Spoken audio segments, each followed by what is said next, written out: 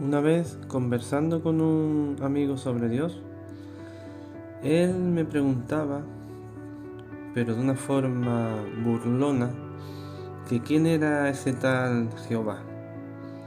Que en el Antiguo Testamento, ¿cómo era eso de que Dios hablaba con las personas? Él decía, ¿acaso Dios hablaba y la gente se sentaba en pupitres como los niños en la escuela y ellos copiaban lo que decía?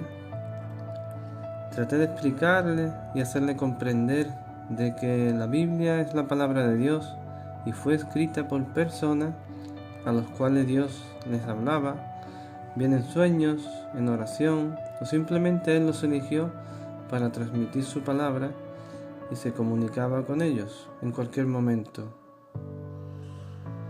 Efectivamente, no era el momento de entender de mi amigo. La Biblia es una recopilación de libros llenos de sabiduría, y tanto el Antiguo Testamento como el Nuevo Testamento son Cristo. En el Antiguo nos prepara para su llegada y en el Nuevo nos relata su vida.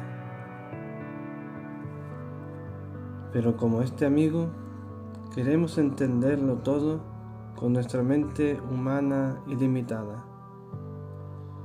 ¿Cómo vamos a querer comparar nuestra mente e inteligencia con la de Dios? El pensamiento humano es egoísta, limitado, arrogante y ridículo. Nada comparable con el de Dios, que es perfecto.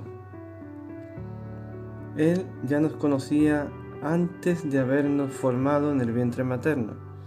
Él ya sabía nuestro caminar.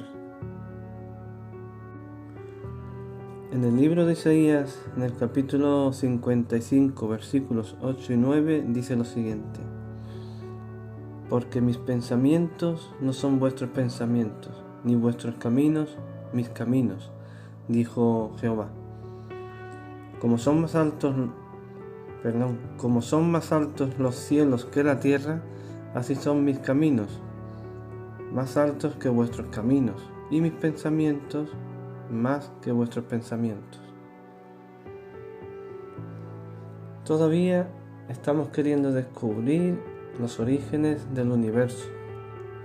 Seguimos sacando teorías de cómo se formó el ser humano o el famoso eslabón perdido del ADN.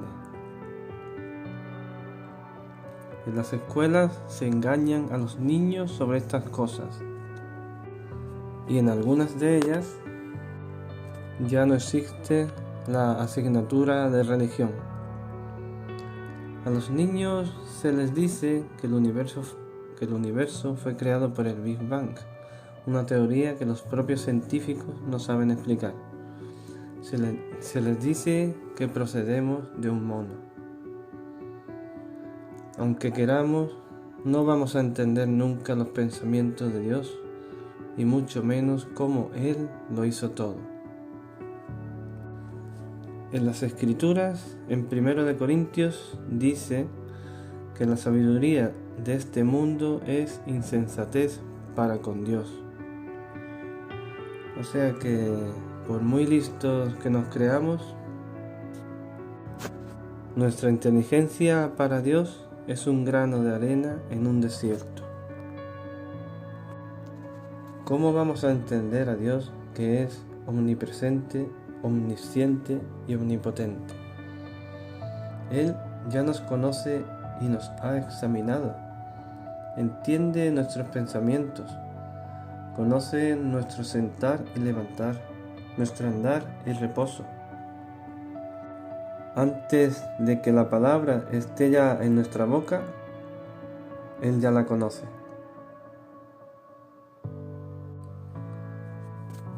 En las Escrituras, en una ocasión cuando le llevaron a Jesús a un paralítico para sanarlo, por allá andaban los escribas y pensaban de Jesús que era un mentiroso. Pero Jesús, que conocía los pensamientos de ellos, les dijo que por qué tenían malos pensamientos en sus corazones. Jesús, siendo Dios hecho carne, sabía exactamente lo que pensaban y lo que sentían en sus corazones malvados.